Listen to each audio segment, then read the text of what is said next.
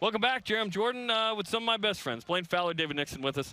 Look at the showing so far from the fans, by the way. We knew it'd be good. This is awesome. It's really impressive. Like we were doing some pictures here, and I wasn't really paying attention, and I kind of looked out over, and I thought, my goodness, this is big time, and this is what BYU brings. You know, it's a big time program with a following. No matter where they go on the road, this is what happens. This is a huge park, and the place is full. It's awesome. And I think some of the buzz comes from the season that BYU had last year. I think all fans are excited for this year because of the success. And I think everyone's looking to build upon that going into this year. Obviously, some question marks. But I think at this point, with all the stars now being named, the depth chart being released, I think everyone's pretty confident with this team that BYU is rolling into tomorrow. Not a lot of question marks. I know there have been some new positions. Guys moved on to the NFL.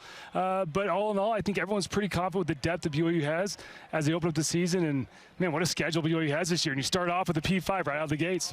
Do we know more about BYU to the Big 12 than we do certain things on the field, maybe? I don't know, because this afternoon, guys, it went from smoke to fire, where there were multiple reports of, hey, this is happening next week. Invitations will be given. They're going to vote. It's expected that Blaine, is BYU going to be in the Big 12 in a week or two? Yeah, they are. I mean, I feel like this time it's real. And I have not talked to somebody. I haven't talked to any officials in the Big 12, but I've talked to enough people that are tied into that I feel like this is happening. And remember the last time we were talking about the Big 12?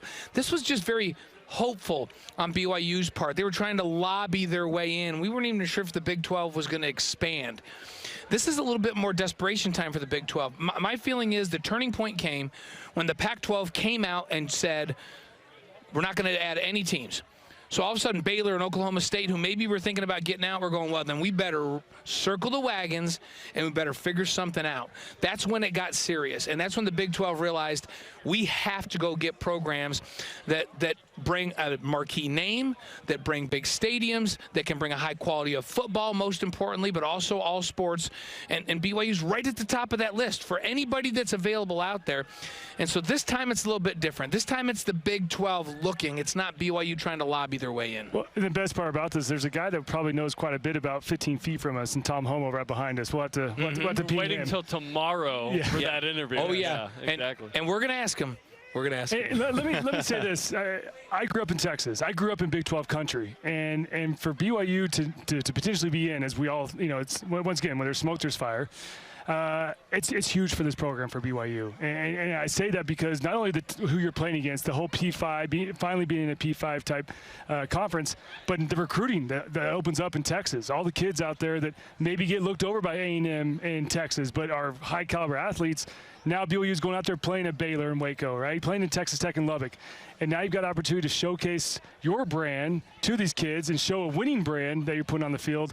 It's huge. It's huge for all aspects. Obviously, money, we know monetarily wise, it's a huge boost for BYU's budget. But as far as picking up recruits and athletes, it's huge as well. And then, of course, being on TV and playing for a conference championship, there's so many good things that come out of this. I think that's why all BYU fans are so excited. It feels validating. I think winning the national championship is the most validating moment in BYU history. Winning the Heisman, to me, is 2. To me, this is top 3, and you could argue it's number 1 if you want in the modern era for BYU finally to be included. And let's be honest, we've been a little peanut butter and jealous that Utah's been in a Power 5 league. BYU's not been. It's like, okay, now we are equal in that regard. I think this is a massive moment, and it just feels like a matter of time now, which is just crazy. Yeah, it's huge. And think about it. In the past, the thing that's been frustrating for BYU is they're going, wait a minute here. This is a top 20 athletic program in the country.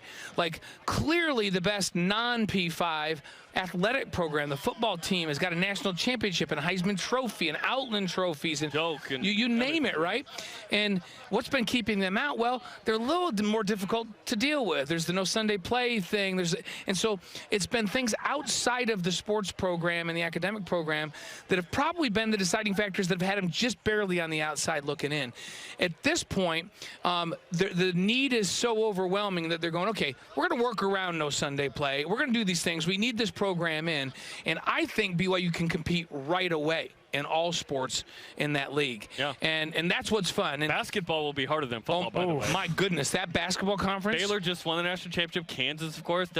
Houston is a phenomenal basketball program. Yeah, we know all about Kansas. Kansas State's a great program. Iowa State's West Virginia, Cincinnati. You name it. That is Texas Tech been to the Final Four a couple times. Yeah. That is a big time basketball program. Probably one of the conference, probably one of the top 3 in the country. I was told, according to Ken Palm Metrics this afternoon, that league would be #1 in the country. Yeah, that doesn't surprise me because of the depth, crazy, right? BYU could be 18-13 in the regular season and be a 9 seed. And that's been a problem. And we're saying, hey, is the WCC going to get 2 teams in the tournament this year? Hey, the Big 12, as it will exist, will they get 7 or will they get 8 this year, right? And so it's a whole different deal. But they'll compete in football as well. And people are going, well, but Oklahoma, the marquee team, is leaving, and Texas, the marquee program. Well, Texas has been a great overall program, but football's not been phenomenal the last few years. No, you weren't. And so you look at this league with what's left. The football league, football only, is right there. You cannot convince me that the Pac-12 is better than the new Big 12 will be. Because it'll be a fun conversation. Yeah. We will explore at length. If you're talking about when USC was in their heyday with Pete Carroll there, or when Oregon was competing for national championships, they had some marquee teams. But when you look at depth of the conference, and USC hasn't been USC in recent years, and Oregon hasn't been Oregon in recent years. Oregon State exists. Arizona has struggled for years. Right, and so I look at these and I go top to bottom. That league can compete in football as well. And, you know, maybe USC someday gets their act back together and they're a marquee team. But we'll find out the end of November. We'll know in the last game of the season, right, if they got their act back together. But certainly this league is a P5 league, as it will exist, and with the teams, the 4 teams that they're talking about adding right now. It's huge for BYU. It's huge for BYU, and scheduling becomes much easier, and you get some natural rivalries. My philosophy goes out the window because it's all right. You're in the big boy conference. Let's go. Let's duke it up. And it's not only, I think, for the players too. And we talked about getting recruits in, but for a player, going back to thinking about in the Mountain West Conference days, being able to play for a conference championship. I mean, it was something you strive for. Of course, you can slip up, and that's the thing with independence that's been so tough is that you lose a game, and kind of all your goals are out the window, basically, right? The whole New Year's Six is you can't achieve it basically anymore. You had to have a perfect season. Whereas if you go to the Big 12, you can slip up a game, maybe 2, and still make it the conference championship and still make your way to a New Year's Six if you win that championship. So there's so many more possibilities, and it gives you more flexibility in that sense. But it's awesome all around. I'm telling you, it's been fun to watch all these developments, and the fact that BYU, being the position they've been in as an independent, you alluded to it earlier, Blaine, it allows BYU to jump right in. There's no buyouts. There's no wait. You don't have to wait 2 years. Could be next season. It could be as soon as next year, which is incredible. And the thing that is most important is I think BYU physically in football, physically in basketball. BYU's other sports, their Olympic sports, they can compete with anybody in the country forever, right? Like we'll put our Olympic sports at BYU against any program in the country. But football and basketball have upped the talent level, and they've increased the depth over the last several years. Independence has allowed BYU to do that. We're talking about this BYU football team this year as we get ready for them to play tomorrow night. Oh, yeah, there's a game tomorrow. I forgot. And we're going, wait a minute, they're as deep as they've ever been at wide receiver. They're as deep as they've ever been at corner. They're as deep as they've ever been at linebacker. They're deep at quarterback, right? And we're going, that's what it takes to play the kind of schedule they have. If you're going to play 7 P5s, you've got to have depth. That's the difference between being able to compete in a league like that and not. And we're saying, wow, BYU's basketball program really deep right now, as deep as they've ever been. BYU's football program, wow, they're as deep as they've ever been. That is very important. That means they're physically ready to go into that league and duke it out every week with the caliber programs they're going to play against. And then we'll only get deeper with the recruiting opportunity. Right. We've seen what it's done for Utah. There are kids who want to go to USC and UCLA, don't get in, but want to play in the Pac-12. They go to Utah, good program, top 25. They play in that league. We're going to see guys that are from these areas that want to play against those teams. Maybe there's some little Broncos that are on the revenge tour and play at another team just to play another. Who knows, right? We'll take them. We'll take them. Okay, let's actually talk about the game tomorrow. So BYU and Arizona. Obviously, David, Arizona is a team that has struggled, lost 12 in a row. They're going to play 2 freshman quarterbacks. BYU's rolling in with a new quarterback on its own, but there's a lot of confidence. Vegas saying BYU by 12.5. How do you feel about the matchup? I think that line feels about right. And of course, 12 is a big number, especially for this first game of the year. Typically, first game of the year, you're trying to kind of iron out the kinks, right? Shake off the rust and get back in game mode.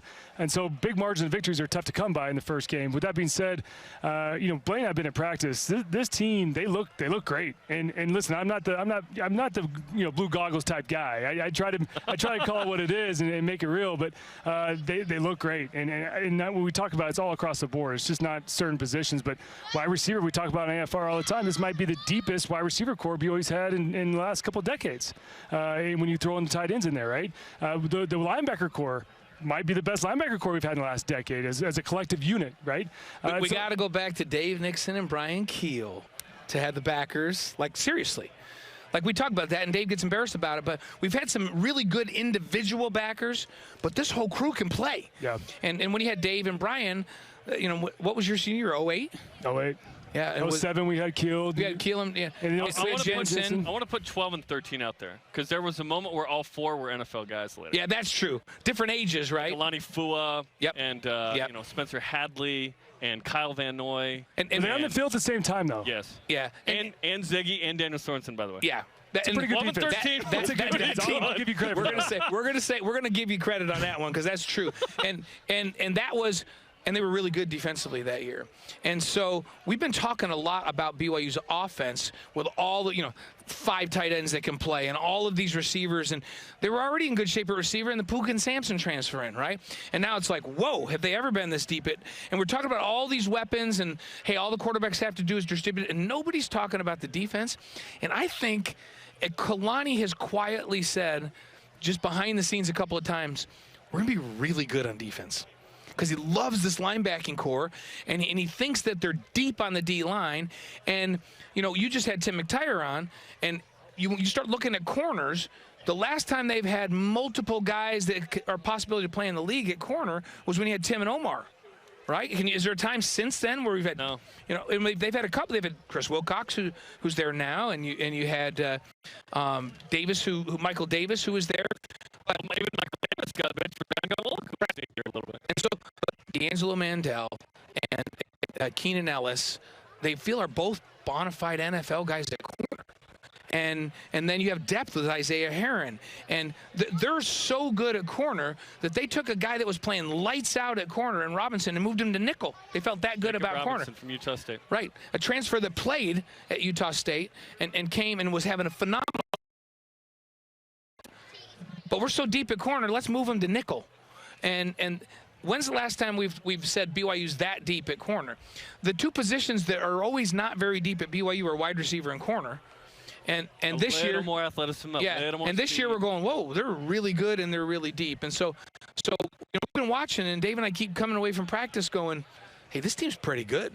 If the quarterbacks can take care of the football, and the safeties can be smart in the back end and not give up big plays, this team has a chance to be really good. I'll tell you, the last piece that I think is very underrated with this team is having James Impey back as center. And when you got a new quarterback behind you, you got a veteran center that can call the protections, that can get the snaps where they need to be, and it can calm down the quarterback as well.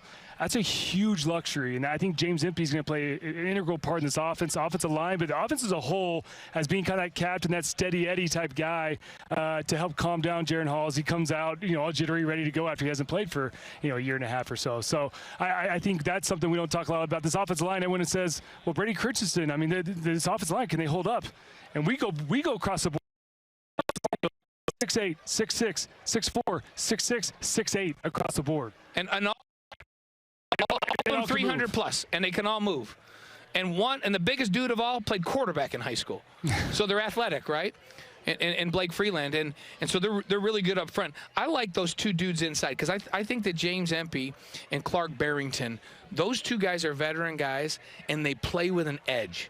And the best offensive lines always have at least one guy. Like on the defensive side, you go, oh, that guy's an idiot. But I want that idiot on my team. Like he's constantly talking, and he's just borderline dirty, and they're just nasty, right?